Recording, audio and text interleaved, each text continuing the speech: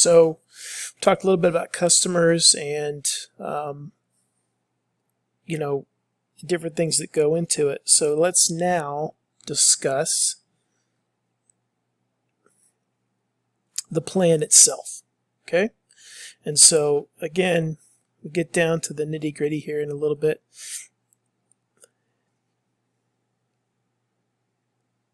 Pricing point. Again, items to be sold. So, again, because this book is restaurant-focused, guest rooms. Seats at the bar, poolside revenue, towel rentals, all these different things you can plug and play there. So don't just think about, we're looking at food. We can, obviously. Competitive assessment, operating plans. I mentioned early on SWOT analysis, and you've seen SWOT analysis. And I don't mean to make light of that. This is something that should be done when you're preparing a marketing plan.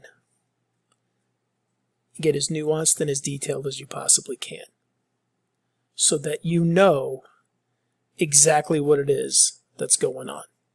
Very, very, very important. And you can just kind of see all these different things that go into it, which will be different for your property, restaurant, cruise ship, whatever it's going to be. Finances, marketing, all that good stuff. Pre-opening cost, this is just scratching the surface.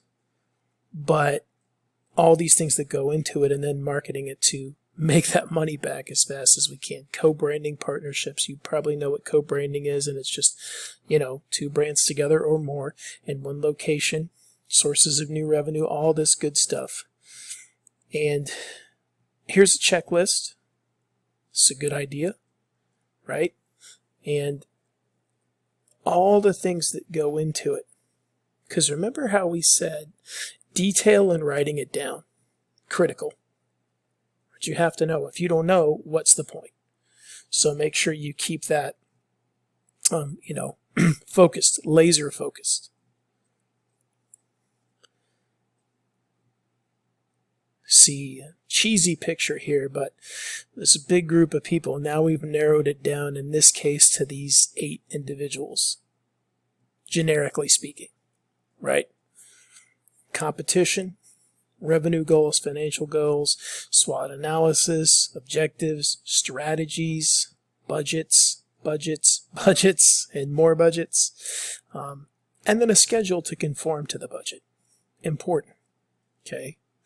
And again, forecasting revenue levels and designating a percentage for marketing. So you see that where you go into it, where you're constantly, look, you never stop marketing. And people go, well, yeah, but such and such has control of the market. You still see commercials for the iPhone, right? Nike still does commercials. Coke still does commercials. Budweiser still does commercials.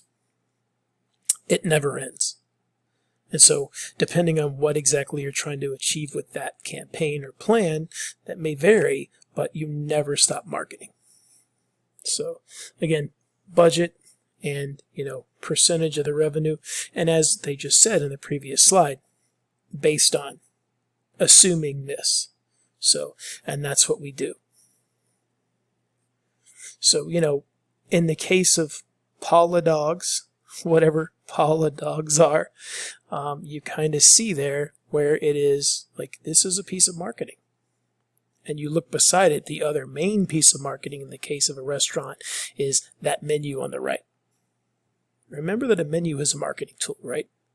A drink menu, a food menu, that is a marketing tool in itself. What you offer, what you don't offer. Prices. Selection. How many beers do you have on tap? How many wines do you offer? Right? Marketing tasks. Again, a simple spreadsheet like this could sit there and tell you, all right, what the objective is, what the activity is to support it, when you start it, when you complete it, who's assigned. And that's not, I know I'm glancing over it quickly. Very, very important that we know who's responsible, who is supposed to do what. If you don't know, it's never going to work. Right? How we achieve the goals.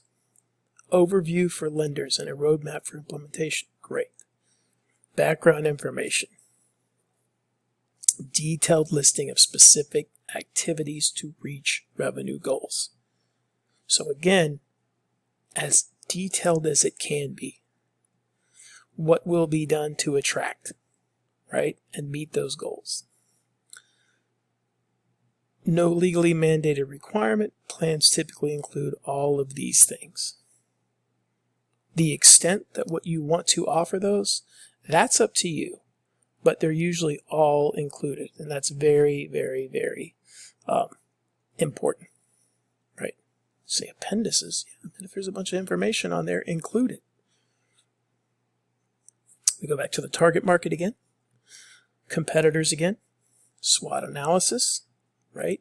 Objectives and strategies, achieving those objectives. So tactics and strategies to achieve them. And then the budget to make it happen, meeting the objectives. So,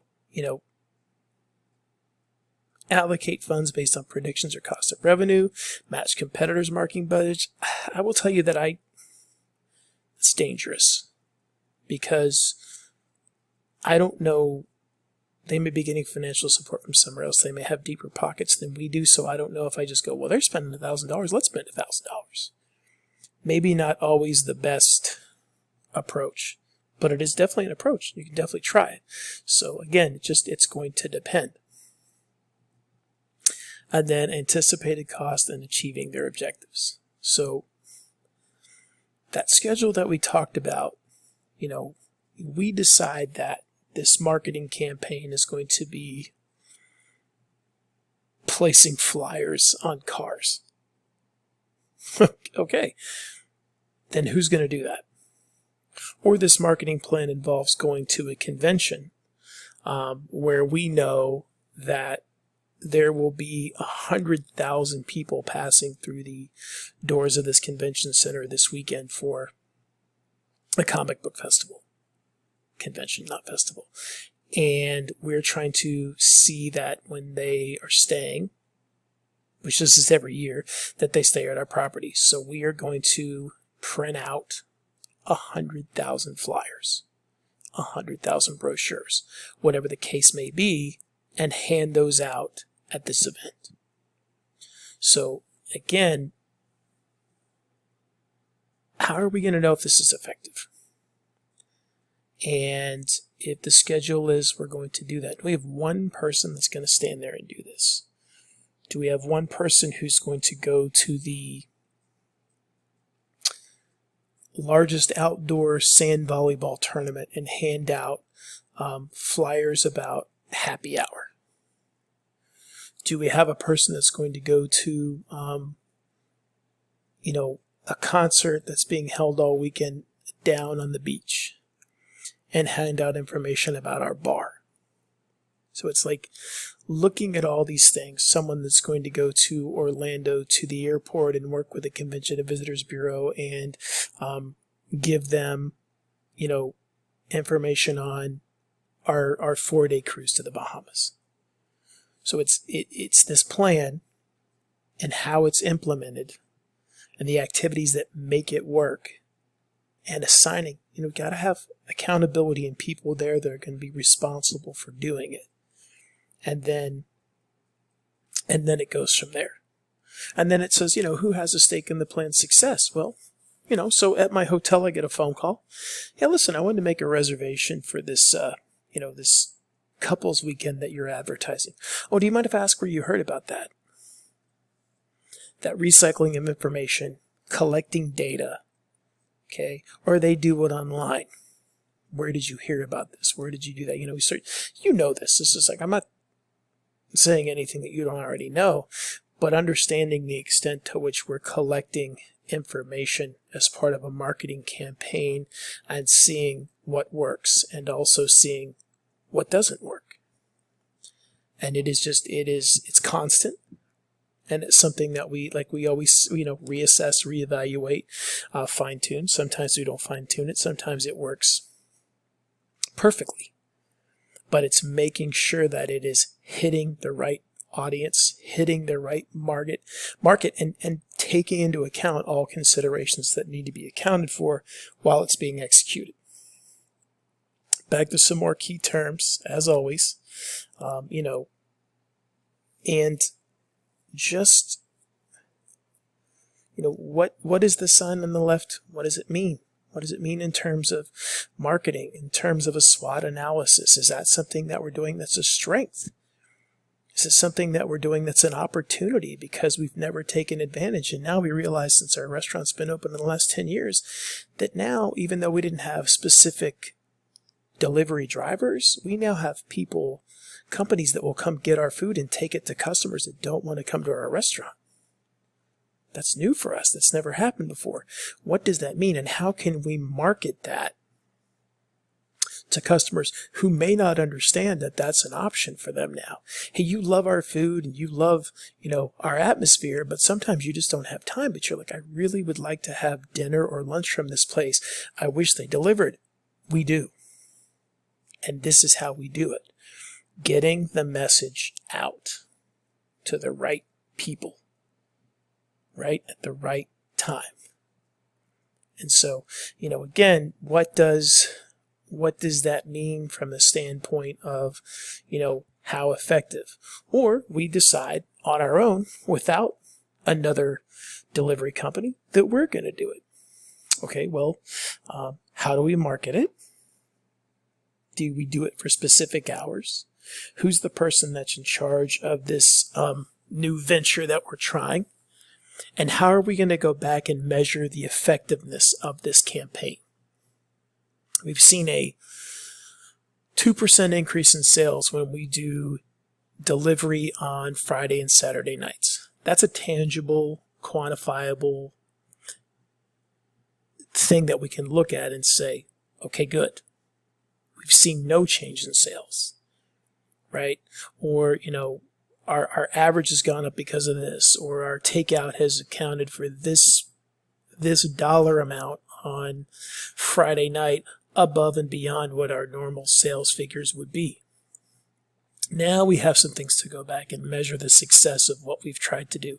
Hey, listen, everybody that gets, that you take a ticket to at the end of the night when they're going to pay, inside that little book that you drop off, include the flyer that says we now do delivery.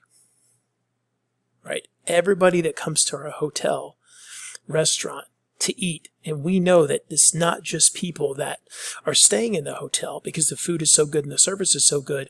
Every time you take a ticket, make sure that you include a flyer that says we now deliver.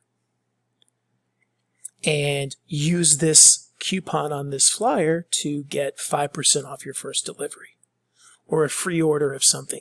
Now we have codes people can punch in and information that we can track and see how effective our campaign is.